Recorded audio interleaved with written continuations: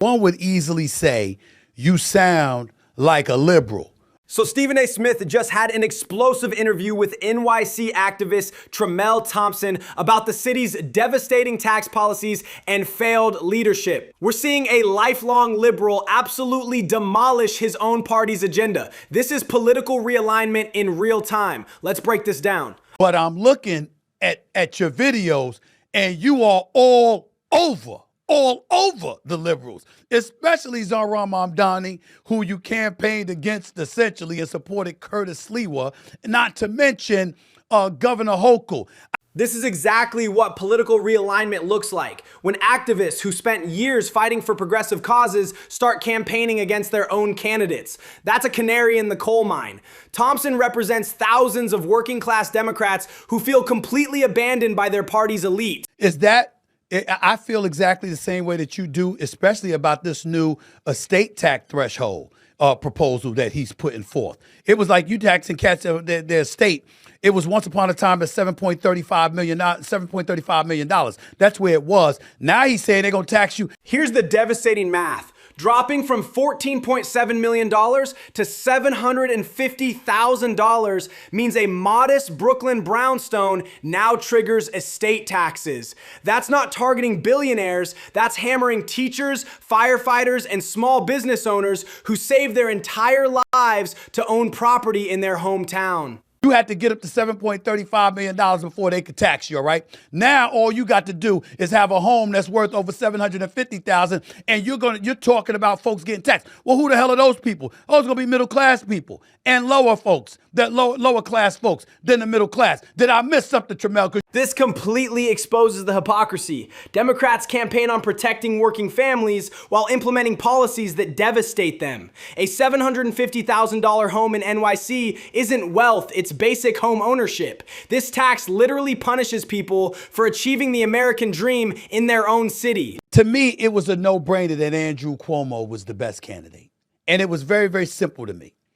I looked at a dude who was a 3-term governor, en route to a 4th, before the scandal hit that ended up getting him out of office. Executive experience matters tremendously in governance. Cuomo, despite his scandals, had run the nation's 4th largest state for over a decade. That institutional knowledge of budgets, bureaucracy, and crisis management is irreplaceable. Scandal politics often removes competent leaders for ideological ones. So it was like people did it just to get him out of office, right? He was about to coast to a 4th term.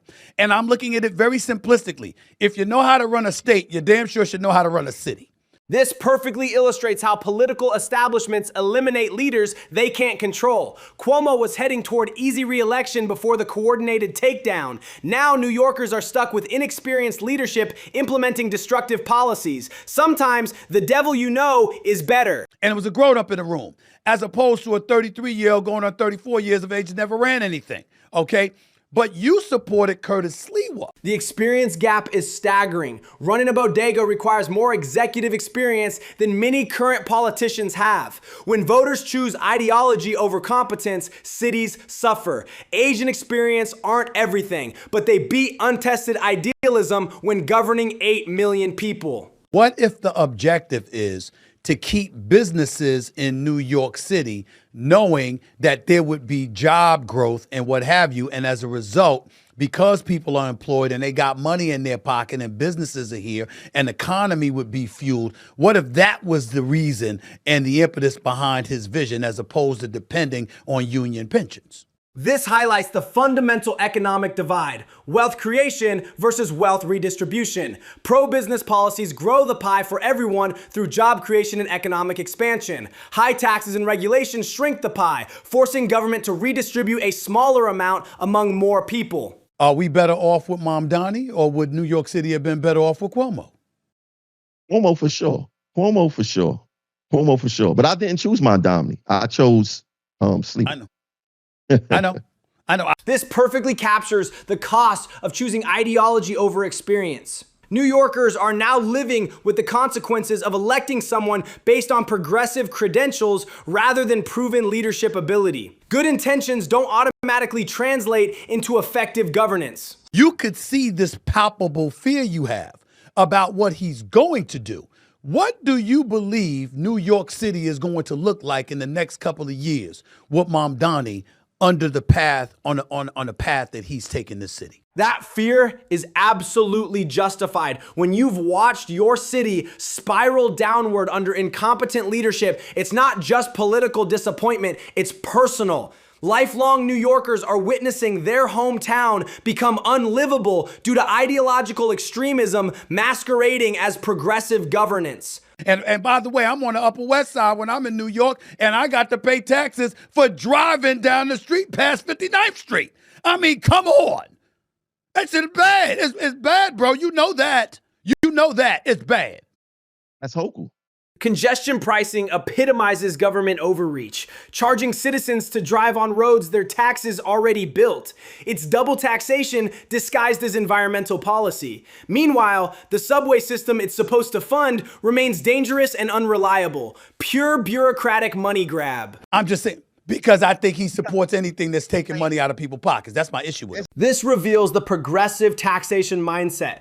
Every problem gets solved by extracting more money from citizens. Infrastructure crumbling? New tax. Schools failing? Another tax. Crime rising? Tax something else. It's intellectually lazy governance that treats taxpayers like ATM machines. Bike rider don't get it, but the bike rider don't get in any trouble when they run into somebody, because they got them damn motors on these bikes going about 30, 40 miles an hour. You understand? And they just roll them. I can't stand them bastards. Oh, I swear to God. Sometimes I want to clothesline them. I'm walking in the streets of New York and they just speeding by people and stuff. And it's prime for robberies too. Because how you gonna catch them?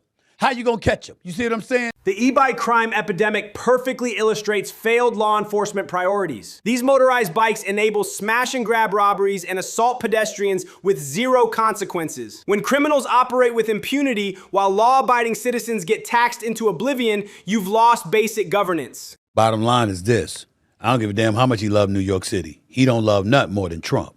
Meaning Trump himself, Trump name, Trump casinos, Trump hotels. As long as it's got Trump on it, he want everything. He probably want Penn Station named Trump Station. I mean, this guy's unbelievable. All right. But this nails the core problem with modern politics, prioritizing theatrical grandstanding over actual governance. While politicians focus on symbolic gestures and media attention, basic city services collapse. New Yorkers need competent administration, not performative activism. And I think the only hope for it to get better is cats like Tremel Thompson staying in people's ass. It's just that simple.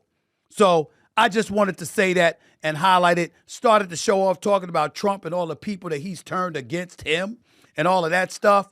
But I wanted to end and want to transition to Mamdani and Hochul, because you got people turning against what's going on in New York City, and rightfully so.